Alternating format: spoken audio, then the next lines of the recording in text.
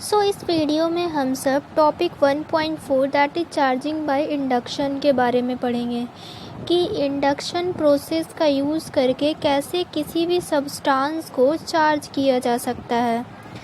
When we touch a pit ball with an electrified plastic rod, some of their negative charges on the rod are transferred to the pit ball and it is also get charged। मतलब क्या बोल रहा है कि जब हम लोग क्या करते हैं, पिट बॉल को, मान लो एक पिट बॉल को with an electrified plastic rod, एक प्लास्टिक रॉड है जो कि इलेक्ट्रीफाइड है, उससे अगर हम लोग टच में लाते हैं एक दूसरे से तो कुछ जो नेगेटिव चार्ज जो कि इस प्लास्टिक रॉड पे होता है वो क्या होता है कि वो ट्रांसफ़र होके इसमें चला जाता है। किस में चला जाता है? ये जो पिट बॉल है इसमें चला जाता है, और जिसके कारण नेगेटिव चार्ज का इस तरफ ट्रांसफ़र होने के कारण ये जो पिट बॉल है ये भी क्या होता है, ये भी नेगेटिवली चार्ज हो जाता है। Thus the pith ball is charge by contact. तो यहाँ पर देखो, यहाँ पर जो पिट बॉल वो चार्ज हुआ वो क्या हुआ, वो इन दोनों के कांटेक्ट के कारण हुआ। मतलब दोनों को हमने टच करवाया, कांटेक्ट में लाया गया, तब चार्ज हुआ। It is then repelled by the plastic rod and this is attracted by the glass rod which is oppositely charged। मतलब बता रहा है कि पिट बॉल क्या होगा, पिट बॉल जो नेगेटिवली चार्ज हो जाएगा, और जो हमारा प्लास्टिक रॉड होता है वो क्या होता है, वो भी नेगेटिवली चार्ज होता है, और साथ ही साथ जो हमारा ग्लास रॉड होता है वो पॉजिटिवली चार्ज होता है। तो पॉजिटिव नेगेटिव के बीच में अट्रैक्शन होगा, और ये नेगेटिव नेगेटिव है, यहाँ पर ये नेगेटिव नेगेटिव है, तो इस वजह से इन दोनों के बीच क्या होगा, रिपल्शन होगा। इसी बात को बताया गया है। देन उसके बाद है कि however why an electrified rod attract light object is a question we have still left unanswered. मतलब अभी भी हमने इस बात का जवाब नहीं ढूंढा है कि अगर कोई इलेक्ट्रीफाइड रॉड होता है और उसके इलेक्ट्रीफाइड रॉड के नीचे अगर लाइट ऑब्जेक्ट रखा जाए तो क्यों ये एक दूसरे को अट्रैक्ट करते हैं, इस बात का जवाब हमें अभी भी नहीं मिला है। Let us try to understand what would happening by performing the following experiment। मतलब अब हम लोग कुछ एक्सपेरिमेंट यहाँ पर करने वाले हैं और उससे क्या क्या रिज़ल्ट मिलेगा यही सबको हम लोग देखने वाले हैं। तो क्या कह रहा है कि bring two metal sphere A and B supported by insulating stand in contact as shown in figure 1.4 A. Means जैसा कि 1.4 ए में दिखाया गया। देखो ये वाला, सॉरी हाँ, ये वाला जो जिस फिगर है 1.4 है, इसमें क्या है कि इसमें ये जो ए और बी है वो दो मेटल का स्फेयर है, two metal sphere A and B, A और बी है, सपोर्टेड ऑन इंसुलेटिंग स्टैंड। ये जो है, ये स्टैंड जो है वो इंसुलेटिंग है, इंसुलेटिंग मतलब इंसुलेटर है। In contact as shown in figure, मतलब इन दोनों को, ए और बी को क्या किया गया है, ए और बी को कॉन्टैक्ट में रखा गया है। Bring a positively charged rod near one of these spheres, say A, taking care that it does not touch the sphere। अब क्या करना है कि एक पॉजिटिवली चार्ज रॉड जो कि ये है, पॉजिटिवली चार्ज रॉड को ए के पास लाना है। देखो यहाँ पर देखो, इस रॉड को टच नहीं करवाया जा रहा है, मेटल रॉड से टच नहीं करवाया जा रहा है, बस उसके पास लाया जा रहा है। उसके बाद क्या करना है कि the free electron in this sphere are attracted toward the rod. मतलब देखो ये पॉजिटिवली चार्ज है तो इसमें जो इलेक्ट्रॉन होगा वो इस तरफ अट्रैक्ट हो जाएगा। मतलब जितना भी ए और बी में इलेक्ट्रॉन हो वो क्या होगा, इस तरफ कॉर्नर में आ जाएगा। This leaves an excess of positive charge on the rear surface of the surface B। अब देखो सारा नेगेटिव चार्ज इस तरफ आ गया, तो इसी वजह से जो जितना भी पॉजिटिव चार्ज है वो इस तरफ चला जाएगा। Both kind of charges are bound in the metal sphere and can not escape. मतलब देखो दोनों काइंड ऑफ चार्जेस जो है कि इस पे नेगेटिव आया, इस पे पॉजिटिव आया, पर ये नेगेटिव पॉजिटिव जो है वो बाहर नहीं निकल सकता इस स्फेयर से। भले ये पूरा नेगेटिव चार्ज इस तरफ आ चुका है और पॉजिटिव इस तरफ आ चुका है, पूरा तो नहीं आता है पर most of the negative charge इस तरफ आ चुका है, most of the positive charge इस तरफ आ चुका है, पर ये इस मेटल से बाहर तो नहीं निकल सकता, ये तो इसमें अंदर बॉन्डेड है।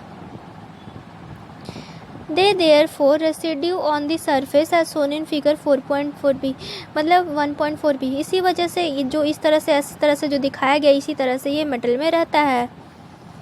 The left surface of sphere A has an axis of negative charge and the right surface of sphere B has an axis of positive charge। मतलब यहाँ जो लेफ्ट सरफेस है A का, जो लेफ्ट सरफेस है उस पर नेगेटिव चार्ज का एक्सिस है और यहाँ पे B का जो राइट सरफेस है उस पर पॉजिटिव चार्ज का एक्सिस है, मतलब पॉजिटिव चार्ज ज़्यादा है। उसके बाद है however not all the electron in the sphere have been accumulated on the left surface of A। मतलब बता रहा है कि जितना भी नेगेटिव चार्ज इलेक्ट्रॉन वो सारा इधर नहीं आ गया, ज़्यादातर इधर आ गया पर सारा नहीं, कुछ कुछ इस तरह भी होता है। इसके बारे में बोला गया जा रहा है। देन इसके बाद है कि as the negative charge start binding up in the left surface of the A, other electron are repelled by these and the short time equilibrium is reached under the action of the force of attraction of rod and the force of repulsion due to the accumulated charge। figure 1.4b shows that equilibrium situation। Means इसमें क्या बोलने की कोशिश कर रहा है कि कुछ जैसे कि इस तरफ ज़्यादातर इलेक्ट्रॉन हो गए तो कुछ जो इलेक्ट्रॉन इधर होंगे और ये दोनों इलेक्ट्रॉन के बीच में रिपल्सन होगा, जिसकी वजह से कुछ इलेक्ट्रॉन जो है वो इस तरफ ही रहेंगे और धीरे धीरे क्या होता है ये इक्विलिब्रियम में आ जाता है। इक्विलिब्रियम में होने के बाद कुछ इस तरह का फिगर बन जाता है जो कि इस फिगर में दिखाया गया है। उसके बाद क्या बोल रहा है, this process is called induction of charge. मतलब ये जो प्रोसेस किया जा रहा है इसे क्या कहते हैं, इसे इंडक्शन ऑफ चार्ज कहते हैं। एंड हैपन ऑलमोस्ट इंस्टेंटली, और में ये बहुत जल्दी हो जाता है, इसके बारे में बताया जा रहा है।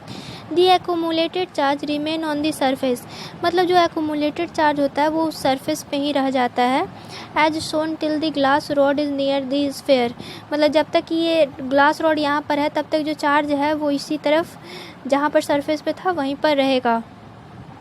If the rod is removed, the charges are not acted by the outside forces and they redistribute to the neutral state। अगर इसको हटा दिया जाए तो जैसे पहले था वैसे ही ये दोनों हो जाएगा जब तक इन दोनों को टच में रखा जाएगा।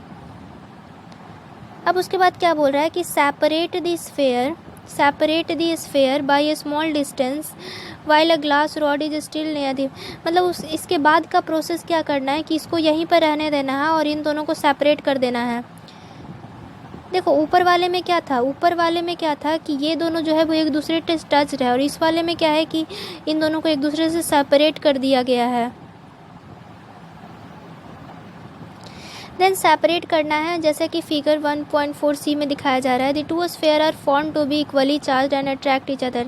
तब देखा जाएगा कि दोनों स्फेयर है वो एक दूसरे को दोनों इक्वली चार्ज है और दोनों एक दूसरे को अट्रैक्ट कर रहा है। अट्रैक्ट कब करेगा, जब अनलाइक चार्जेस हो, मतलब एक पॉजिटिव हो एक नेगेटिव हो। तो इस कंडीशन में तो यही बन रहा है। देखो ये वाला जो है वो नेगेटिव बन जा रहा है और इधर वाला जो है वो पॉजिटिव बन रहा है, तो ये दोनों क्या करेगा, एक दूसरे को अट्रैक्ट करेगा। रिमूव द रॉड, उसके बाद क्या बोल रहा है कि remove the rod, the charges on the sphere rearrange themselves as shown in figure 1.4b। अब जो यहाँ पर रॉड था उसको इस वाले फिगर में हटा दिया गया है, तो ये जो चार्ज यहाँ पर नेगेटिव था ये रीडिस्ट्रीब्यूट हो जाएगा पूरे में और इस पर जो पॉजिटिव चार्ज था वो भी रीडिस्ट्रीब्यूट हो जाएगा पूरे में, मतलब अच्छे से फैल जाएगा। Now separating the sphere quite apart the charger on then uniformly distributed, मतलब कि यूनिफॉर्मली डिस्ट्रीब्यूट हो जाएगा, यूनिफॉर्मली जैसे बटा हुआ था सारे पे वैसा आ जाएगा। In this process the metal surface will each be equal and oppositely charge. मतलब इस प्रोसेस में क्या होता है कि दो मेटल स्फेयर था वो इक्वली चार्ज होगा पर अपोजिट चार्ज होगा, मतलब एक पॉजिटिव हो गया तो एक नेगेटिव हो गया।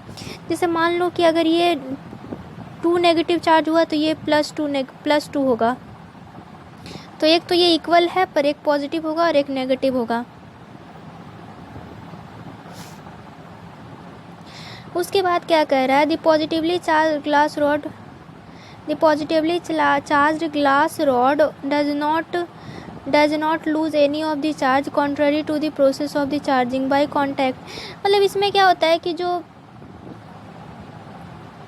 एक सेकेंड क्या बोल रहा है, the positively charge glass rod, अच्छा हाँ, मतलब देखो जो यहाँ पर पॉजिटिवली चार्ज ग्लास रॉड था उससे कोई भी चार्ज का लॉस नहीं होता। जैसे कि अगर हम लोग टचिंग वाला करते थे, कांटेक्ट वाला, तो ये पॉजिटिव और ये न्यूट्रल है, तो इससे क्या होता था, इससे इसमें चार्ज चला जाता है, तो इसमें चार्ज जो होता था वो लूज़ हो जाता था। पर इस कंडीशन में क्या हो रहा था, इस वाले को कोई इफेक्ट ही नहीं पड़ रहा है, ये जो रॉड यूज़ किया जा रहा है उसको कोई इफेक्ट ही नहीं पड़ रहा है।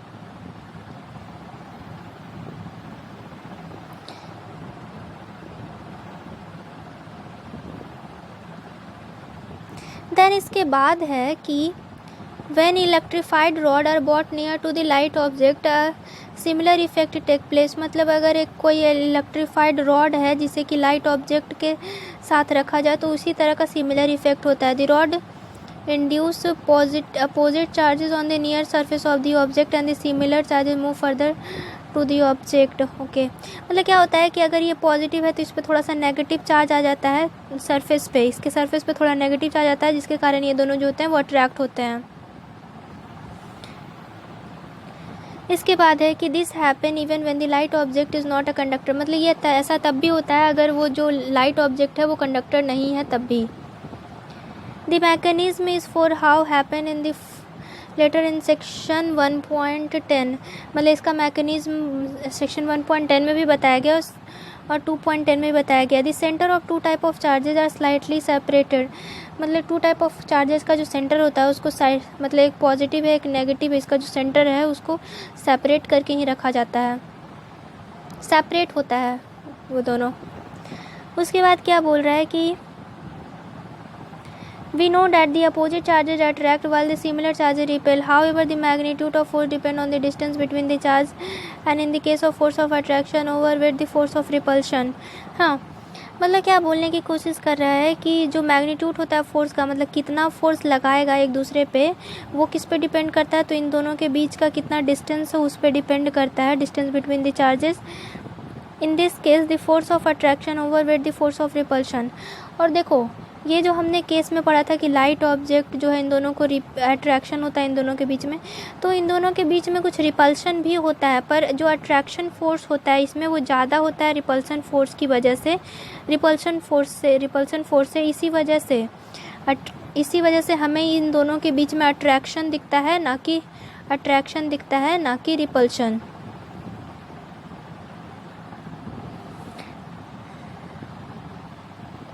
As a result, the particle-like bit of paper or pit ball being light are pulled toward the rods। इसी वजह से क्या हो रहा है कि बिट ऑफ पेपर या फिर पिट बॉल को रखा जाए जो कि लाइट होता है वो इससे अट्रैक्ट होता है, रॉड से अट्रैक्ट होता है। देन इसके बाद एग्जाम्पल है, इसे हम बाद में पढ़ेंगे। और ये यहाँ तक हमारा टॉपिक 1.4 पूरा एंड होता है। सॉरी, टॉपिक 1.4 या topic 1.4 charging by induction. In next video we will study about topic 1.5 basic properties of electric charge. Thank you.